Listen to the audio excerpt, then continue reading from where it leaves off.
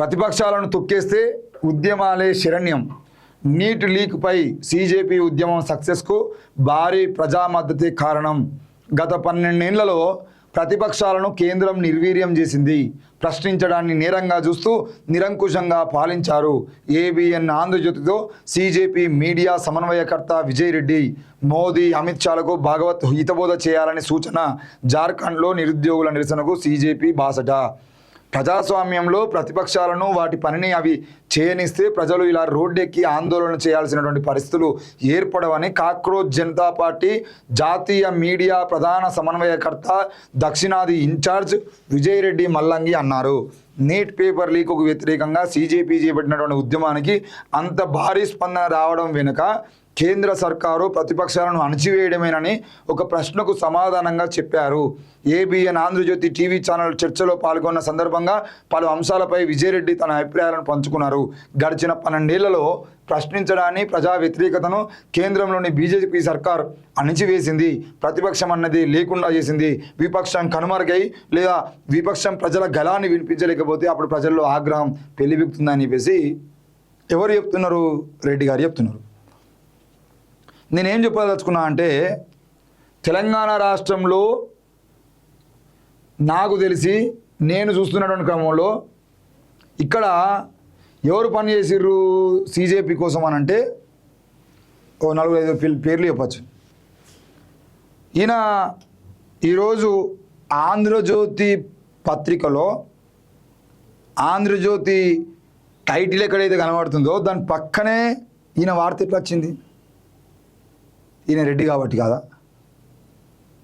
అరే మీ దాంట్లో కూడా మళ్ళీ ఇది ఇంద్రబాబు వాడు రెడ్డి అవుతుంది ఏమైతుంది మన కోసం ఏం పన్నెత్తండు కదా, గంత పెద్ద సక్సెస్ చేసారు కదా వాళ్ళంతా కలిసి అని చెప్పేసి అడుగుతారు కావచ్చు. కానీ నేను అడుగుతున్నా, ఆంధ్రజ్యోతి పత్రిక తన భుజం మీద కూర్చోబెట్టుకోవాల్సినటువంటి అవసరం ఏమొచ్చింది? నిజంగానే ఇక్కడ ఏ మాలల్లో, ఇక్కడ ఏ మాదిగోల్లో, ఇక్కడ ఏ డక్కలలో, ఇక్కడ ఏ ఆదివాసీలో, ఏ లంబడోలో, లేదంటే ఏ బీసీ బిడ్డలో ఎవరైనా ఉండేది ఉంటే ప్రధాన వార్తగా వాళ్ళ ఫోటో వచ్చేదా? ఈరోజు నేను ఈ సీజేపీలో తెలంగాణలో పనిచేస్తున్నటువంటి వాళ్ళని కూడా అడుగుతున్నా. ఈరోజు తెలంగాణ రాష్ట్రంలో రేవంత్ రెడ్డి అరాచక పాలనకు వ్యతిరేకంగా ఉద్యమాలు చేస్తున్నటువంటి వాళ్ళందరికీ మీరు మద్దతుగా నిలబడతారేమో, ఈ రాష్ట్రంలో ఉన్న నిరుద్యోగతకు వ్యతిరేకంగా మీరు పనిచేస్తారేమో, ఇక్కడ ఈ రాష్ట్రంలో రేవంత్ రెడ్డి అరాచక పాలనకు వ్యతిరేకంగా మీరు నిలబడతారేమో, విద్యార్థుల స్కాలర్షిప్ల కోసం మీరు నిలబడతారేమో, నిరుద్యోగుల సమస్యల మీద నిలబడతారేమో, ఇక్కడ ఉద్యోగుల సమస్యల మీద మీరు నిలబడతారేమో, ఇక్కడ ఉద్యోగాలు రిటైర్మెంట్ అయిపోయి వాళ్ళ డబ్బులు వాళ్ళ ఫండ్ వాళ్ళకు కావాలని చెప్పేసి కూడా పోరాటాలు చేస్తున్నటువంటి వాళ్ళు ఉన్నారు. మొన్నటి వరకు అంగన్వాడీ ఆశా వర్కర్లు కూడా ఉద్యమాలు చేసిరు.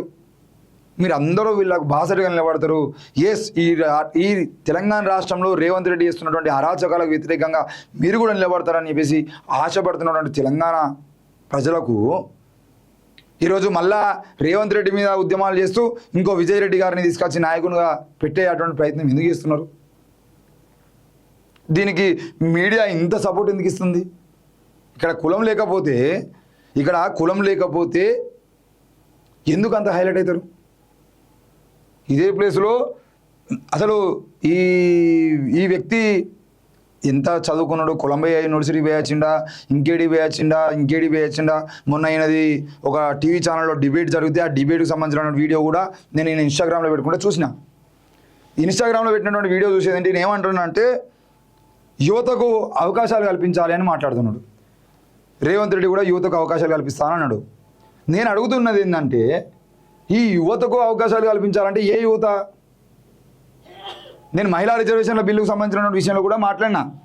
మహిళా రిజర్వేషన్లు కల్పించాలి అని కల్వకుంట్ల కవిత గారు పోరాటం చేసిన, మహిళా రిజర్వేషన్లు కల్పించాలని కాంగ్రెస్ పార్టీ పోరాటం చేసిన, మహిళా రిజర్వేషన్లు ఇవ్వాలని చెప్పేసి మాట్లాడిన మహిళా రిజర్వేషన్లలో ఏ మహిళలు ఉంటారు?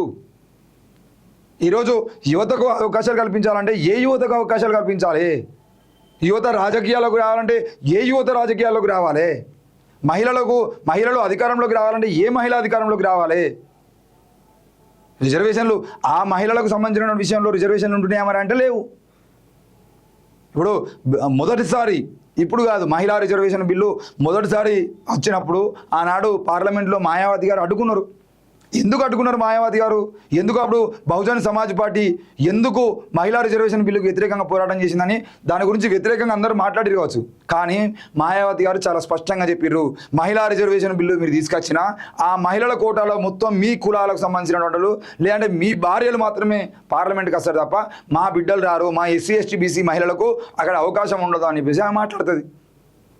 ఇప్పుడు మీరు 30%, 40%, 42%, 45%, 50% మహిళా రిజర్వేషన్ బిల్లు తీసుకొస్తే ఆ మహిళా రిజర్వేషన్ బిల్లులో పార్లమెంటు పోయేటోళ్ళు ఎంతమంది, అసెంబ్లీ పోయేటోళ్ళు ఎంతమంది, అందులో ఏ కులాల వాళ్ళు ఉంటారు? దాని మీద చర్చ చేయమంటే ఎవరు చర్చ చేయరు. ఈరోజు ఈయన కూడా టీవీ డిబేట్లలో కూర్చొని యువత రాజకీయాల్లోకి రావాలని మాట్లాడుతున్నాడు. ఏ యువత? మల్లా రెడ్లేనా, మల్లా విలమలేనా, రేపు పొద్దుగాల కేటీఆర్ కొడుకు అధికారంలో రావన్నా యువత అంటే? లేదంటే రేవంత్ రెడ్డి మనవడు రావన్నా? ఎవరు రావాలి? యువత రాజకీయాల్లోకి రావాలంటే ఏ యువత చెప్పకుండా యువత సర్పంచులు కావాలి? ఏ యువత? యువత రాజకీయాల్లోకి రావాలని రేవంత్ రెడ్డి చెప్తున్నాడు. రేవంత్ రెడ్డి ఎంతమంది యువతకు ఏ ఏ కులాల వాళ్ళకు అవకాశాలు కల్పిస్తున్నాడు? అది మాట్లాడాలి కదా. యువత రాజకీయాలకు రావాలనే నినాదం ఏదైతుందో ఏ యువత రావాలి అనేది సమాధానం చెప్పలేనటువంటి వాళ్ళకి ఆ నినాదం ఇచ్చేటువంటి హక్కు లేదు. మహిళా రిజర్వేషన్ల బిల్లు గురించి మాట్లాడినప్పుడు కూడా అదే చెప్పినాం మేము. మహిళా రిజర్వేషన్ల బిల్లు తీసుకొచ్చినా, మహిళా రిజర్వేషన్ల బిల్లు పాస్ అయినా ఆ మహిళా రిజర్వేషన్ల బిల్లు ఇక్కడున్నటువంటి కిషన్ రెడ్డి వాళ్ళ భార్యను తీసుకుపోవడానికి, ఇక్కడున్నటువంటి ఇంకో రెడ్డి వాళ్ళ భార్యను తీసుకుపోవడానికి, ఇక్కడున్నటువంటి రామచంద్రరావు వాళ్ళ భార్యను తీసుకుపోవడానికి, ఇక్కడ ఉత్తమ్ కుమార్ రెడ్డి వాళ్ళ భార్యను తీసుకోవడానికి, ఇక్కడ ఉన్నటువంటి రేవంత్ రెడ్డి గారి వాళ్ళ భార్యను తీసుకోవడానికి, ఇక్కడ ఉన్నటువంటి కేసీఆర్, కేటీఆర్, హరీష్ రావు, సంతోష్ రావు, కల్వకుంట్ల కవితారావు, ఇట్లా ఈ కులాలకు సంబంధించిన మహిళలు మాత్రమే పార్లమెంట్లో పోతారు, ఈ కులాలకు సంబంధించిన మహిళలు మాత్రమే అసెంబ్లీకి పోతారు, ఈ కులాలకు సంబంధించినటువంటి యువత మాత్రమే రాజకీయాల్లోకి వస్తుంది, ఈ కులాలకు సంబంధించినటువంటి జెన్జీ మాత్రమే అధికారంలోకి వస్తుంది, ఈ కులాలకు సంబంధించిన వాళ్ళే ప్రధాన మీడియాకు ఇన్ఛార్జీలుగా మారుతారు, ఈ కులాలకు సంబంధించిన వాళ్ళే ప్రధాన మీడియా పత్రికల్లో మెయిన్ స్ట్రీమ్ మీడియాలో ప్రధాన వార్తగా నిలబడతారు. ఇదే పోరాటంలో ఆదివాసీ యువకుడు సొండే అన్సర్ అనే పిల్లగాడు పోరాటం చేసిండు. ఆ రోజు మన ఇందిరా పార్క్ దగ్గర ధర్నా జరుగుతూ ఉంటే ఆ ఇందిరా పార్క్ ధర్నాలో సోనం వాంగ్చుక్ వచ్చేది ఉంటే ఆ సోనం వాంగ్చుక్తో కలిసి నడిచి వచ్చినటువంటి ఆ సొండే అన్సర్ అనే పేరు ఇప్పుడు ఎందుకు కనబడతలే అంటే తెలంగాణలో? అభిజిత్ దీప్కతో జరిగినటువంటి మీటింగ్కి నీ ఒక్కనికే పర్మిషన్ ఉన్నా? నువ్వు ఒక్కని ఎట్లా పోతావు? వాళ్ళందరూ ఎందుకు తీసుకోపో టీం అని తీసుకపో. అక్కడ నువ్వు కోర్ కమిటీ మాట్లాడుకుంటావు, నువ్వు ఒక్కనే ఉండు, కానీ వాళ్ళని పరిచయం చేయాల్సిన బాధ్యత వాళ్ళ మీద ఉంటుంది. ఢిల్లీలో నిరసన కార్యక్రమం జరిగినప్పుడు రాత్రికి రాత్రి నువ్వు వెళ్ళిపోతావు, మరి నీ టీంని ఎందుకు తీసుకోపోలే? అంటే ఇక్కడ కూడా కుల రాజకీయాలు మొదలుపెట్టిరా? కాక్రోచులలో కూడా కులాన్ని జొప్పించడానికి ప్రయత్నం మీరు చేస్తూ ఉన్నారా?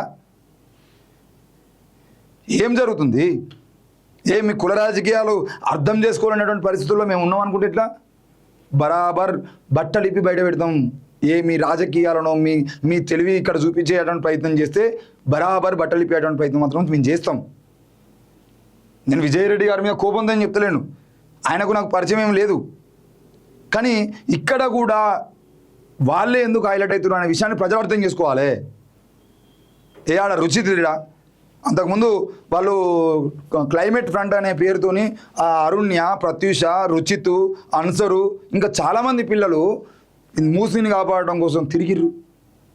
ఆ మూసీ నది ప్రవహిస్తున్న ప్రాంతాలలో వాళ్ళు వీడియోలు చేసిర్రు, దామగుండం ఉద్యమం చేసిర్రు తులసి చందక్కతో కలిసి. వాళ్ళు చేసేటువంటి పని వాళ్ళు చేస్తూనే ఉన్నారు, కానీ వాళ్ళు వాళ్ళందరూ ఎస్సీ ఎస్టీ బీసీలు కాబట్టి వాళ్ళు కాదు అని చెప్పేసి మీరు సోషల్ మీడియా ఇన్ఛార్జ్లు అవుతారు, మీరు ఇండియా ఇన్ఛార్జ్లు అవుతారు, మీరు టీవీ డిబేట్లలో కూర్చుంటారు, పెద్ద పెద్ద ఛానళ్ళకు మీరు పోతారు, చిన్న చిన్న ఛానళ్ళకు వాళ్ళు పంపిస్తారు. వాళ్ళేమో టెంట్ వేపించే పని చేయాలి, వాళ్ళు పర్మిషన్లు తీసుకునేటువంటి పని చేయాలి, వాళ్ళేమో ప్రజలను మొబిలైజ్ చేసేటువంటి పని చేయాలి, వాళ్ళు మీడియాను పిలిచేటువంటి పని చేయాలి. ఆ ప్రత్యూష అనే అమ్మాయి పిలిచింది ఒక 100 ఛానళ్ళను.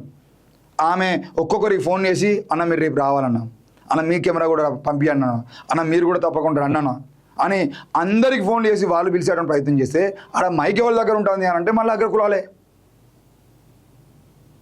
నాకు మొదటి రోజు కూడా మేము వ్యతిరేకించింది ఏంటి అని అంటే సీజేపీ మీటింగ్ పేరుతో ఇందిరా పార్క్లో ధర్నా జరుగుతూ ఉంటే మళ్ళీ వచ్చిన వాళ్ళందరూ హిందీలోనే మాట్లాడుతున్నారు. అరే హిందీ రుద్దకండ్రా భయ్. తెలంగాణలో ధర్నా చౌక్లో జరుగుతుంది. ఇది జంతర్ మంతర్ కాదు, ఇది ధర్నా చౌక్. ధర్నా చౌక్లో తెలుగు మాట్లాడండి అని అంటే మళ్ళీ తీసుకుపోయి హిందీ వాళ్ళతోనే మాట్లాడిస్తున్నారు. కనీసం ఇంగ్లీష్లో మాట్లాడు. లేదు, ఇక్కడ ఏ రాజకీయాలు అయితే మనం వ్యతిరేకిస్తున్నామో ఆ రాజకీయాలే మళ్ళీ ఇన్వాల్వ్ అవుతూ ఉంటే మాత్రం చూస్తూ ఉండేటువంటి పరిస్థితి లేదు. వీళ్ళకి ఎట్లయితే భుజాల మీద మోస్తున్నదో వాళ్ళని ఏదైనా భుజం మీద మోసిందా? ఇప్పుడు ఇక్కడ ఇదే ఫోటో ప్లేస్లో నేను విజయ్ రెడ్డిని వ్యక్తిగతంగా టార్గెట్ లేదు, ఈ తోకను టార్గెట్ చేస్తున్నా. రెడ్డి అనేది లేకపోయేది ఉంటే ఈ విజయ్ని కానీ, కనీసం ఈ విజయ్ అనే వ్యక్తిని కానీ, ఈ ఆంధ్రజ్యోతి అనే పత్రిక కానీ, ఈ ఈనాడు అనే పత్రిక కానీ, ఈ సోకాల్డ్ అగ్రకులాలకు సంబంధించినటువంటి పత్రికలు, ఛానళ్ళు, వీళ్ళు మోసేటోళ్ళ వీళ్ళను ఎవరండి? విజయ్ ఏడబెట్టోళ్ళు నన్ను తీసుకుపోయి ఏదో మూలకు నెట్టేటోళ్ళు. బిగ్ టీవీ డిబేట్లలో, ఆంధ్రజ్యోతి డిబేట్లలో వీళ్ళని కూర్చోబెట్టా. కాబట్టి ఇక్కడ కూడా రాజకీయాలను కులం కోణంలో మీడియా చూస్తుంది. ఇక్కడ కూడా ఇట్లాంటి కులాలకు సంబంధించిన వాళ్ళని హైలైట్ చేసేటువంటి ప్రయత్నం చేస్తూ ఉంది. ఈ మాయలో యువకులు పడద్దు అని చెప్పేసి మాత్రం మేము కోరుతా ఉన్నాం.